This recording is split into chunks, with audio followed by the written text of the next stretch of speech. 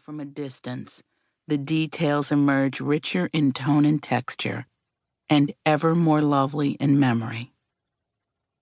Adriana Trigiani, New York City, 2010. Chapter 1. Viola. Yolanda Perrin Trigiani, Viola, stood at 5 feet 5 inches, but seemed much taller because she was short-waisted and had long legs.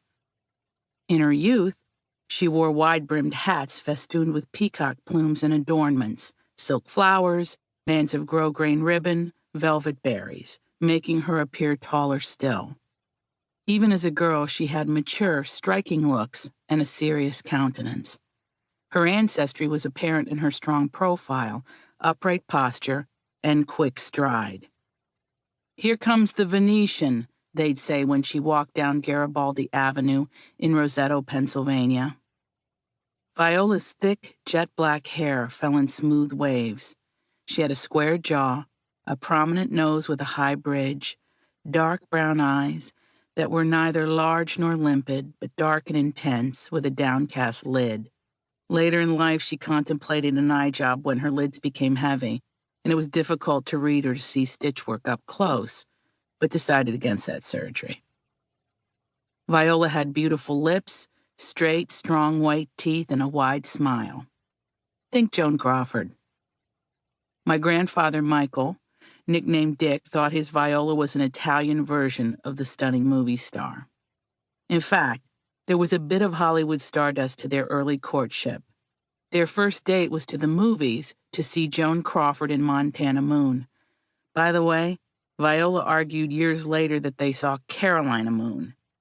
When I checked the chronology and told her that Joan Crawford made a movie in 1930 called Montana Moon, my grandmother replied, "I was there. It was Carolina Moon." Oh, well. My grandparents met when they were in their early 20s. He was 4 years older than she, in a pants factory in Bangor, Pennsylvania.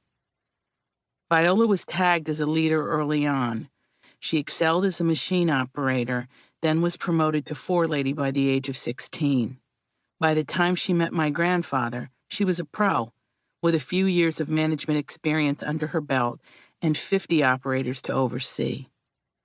Viola mastered every machine on the floor, knew how to get the best out of her operators, and managed them to exceed their numbers and output. Operators that worked under her remember her clear, distinctive voice, which could be heard over the loud buzz of machines in the factory. Viola and Michael's love story was fraught with near misses. My grandfather left for a time and worked in mills as a machinist, first in the Bronx and then in Connecticut. Viola thought she'd lost him for good, but he eventually returned to his hometown of Roseto, the factory, and to her, and in 1932 they married. Michael Anthony Trigiani had Southern Italian, he was Barese, good looks, dark hair, full lips, and gray eyes. In pictures, he also seems matinee idol handsome to me, but that may be Viola's influence on the subject.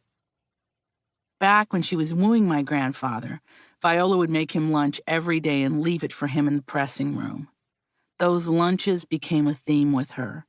She made Italian delicacies, small, elegant sandwiches made with roasted peppers or thin-sliced capicola on the best bread, buttered lightly and wrapped in bleached pressed cotton. There were ginger cookies the size of a quarter, or slices of almond-scented pound cake, or oil pretzels, and always fresh fruit, figs, oranges, or a banana. There were thermoses of hot coffee or bottles of cold soda. She thought of everything: utensils, napkins, portable ambiance. At the end of the workday, Viola would pick up the empty basket and take it home to repeat the process the next morning. I wondered what my grandfather's co-workers thought when their tough forelady extended this loving and gentle gesture to the man she loved each day. Viola packed lunches throughout her life for all occasions. Hampers loaded for long car trips, goodie baskets left on doorsteps for someone in need.